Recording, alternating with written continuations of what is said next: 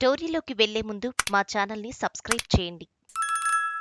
బొటాబొటీ వస్తే బీజేపీ కీలకమవుతుందా?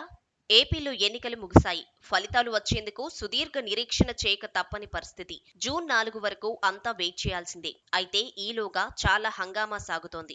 ఎవరు గెలుస్తారు, ఎవరు ఓడుతారు అన్న దాని మీద పొలిటికల్ పండిట్స్ తమకు ఉన్న టాలెంట్ ని బయటకు తీస్తున్నారు. ఏకపక్షంగా ఓటర్లు ఒకే పార్టీని ఎన్నుకుంటారు అని కొందరు అంటుంటే, అలా కాదు, ఓడినా బలమైన ప్రతిపక్షంగా ఒక పార్టీ ఉంటుందని, అదే గెలిచిన పక్షానికి బొటాబొటీ మెజారిటీ మాత్రమే దక్కుతుందని అంటున్నారు. మరోవైపు చూస్తే 2014లో వైసీపీ ఓడినా 67 సీట్లతో బలమైన పక్షంగా అవతరించింది. ఆ ఎన్నికల్లో 102 సీట్లలో సోలోగా టీడీపీ గెలిచింది. ఈసారి వైసీపీ గెలిచినా 100 సీట్ల నుంచి 110 మాత్రమే వస్తాయని, అదే టీడీపీ కూటమికి అన్నే సీట్లు రావచ్చని అంటున్నారు.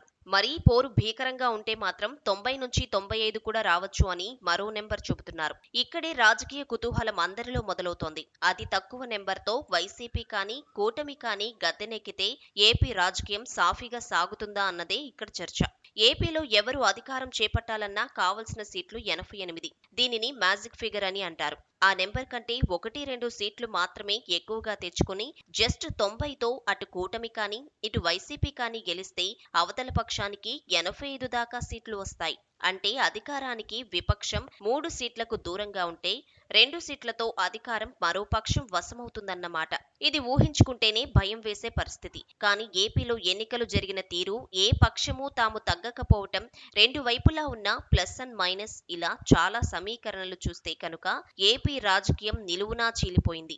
అలాగే సామాజిక పరంగా చీలిపోయింది. దాంతో ఫలితాలు కూడా వాటిని ప్రతిబింబించేలా సీట్లు ఇలా చీలిపోతే మాత్రం ఏపీలో పాలన చాలా కష్టమవుతుంది. అయితే ఏపీ రాజకీయాల్లో ఎన్నాళ్లుగానో తన వంతు పాత్ర పోషించాలని చూస్తూ వస్తున్న బీజేపీకి ఇది సువర్ణ అవకాశంగా మారుతుందని అంటున్నారు. టీడీపీ కూటమిలో బీజేపీ ఉంది. ఒకవేళ కూటమి 90 సీట్లతో అధికారంలోకి వస్తే మాత్రం విపక్షంలోని వైసీపీని చీల్చి అయినా ఏపీ రాజకీయాల్లో ఏక్నాథ్ షిండేలను తయారు చేసి మరీ కొద్ది కాలానికే బీజేపీ ప్రభుత్వం ఏర్పాటు చేసినా చేయవచ్చు అన్న చర్చ కూడా సాగుతోంది.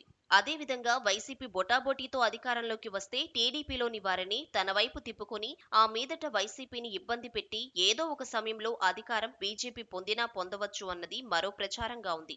ఏది ఏమైనా ఏపీలో బీజేపీ పాత్ర బహుస్వల్పం. కానీ ఆ పార్టీకి బొటాబొటీ మెజారిటీలు మాత్రం కావలసినంత ఛాన్స్ ఇచ్చేలా ఉంటాయని అంటున్నారు. అయితే ఏపీ ప్రజలు విఘ్నులు కాబట్టి ఏ ఒక్క పార్టీకి అయినా కనీసంగా 120 నుంచి 130 సీట్ల దాకా ఇస్తేనే పాలన సాఫీగా 5 ఏళ్ల పాటు సజావుగా సాగుతుందని అంటున్నారు. ఏపీలో మే 13న జరిగిన పోలింగ్ తీరు చూస్తే భారీగానే సాగింది. సైలెంట్ వేవ్ అయితే కనిపించింది. అది అటు వైసీపీకి అయినా ఇటు టీడీపీ కూటమికి అయినా భారీ సీట్లకు కట్టబెట్టే దిశగానే సాగుతుందని అంటున్నారు. చూడాలి మరి, ఫలితాలు వచ్చేంత వరకు ఇలాంటి ప్రచారాలు, లెక్కలు ఇంకా చాలానే వస్తాయని చెప్పక తప్పదు. ఈ వీడియో నచ్చినట్లయితే లైక్ చేయండి, సబ్స్క్రైబ్ చేయండి.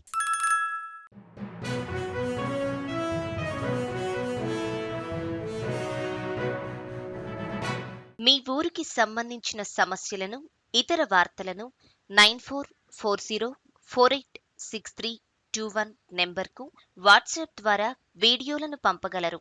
వాటిని మా తెలుగు టీవీలో ప్రసారం చేయటం జరుగుతుంది. మెరుగైన సమాజం కోసం మీతో మేము అడుగులు వేస్తాం.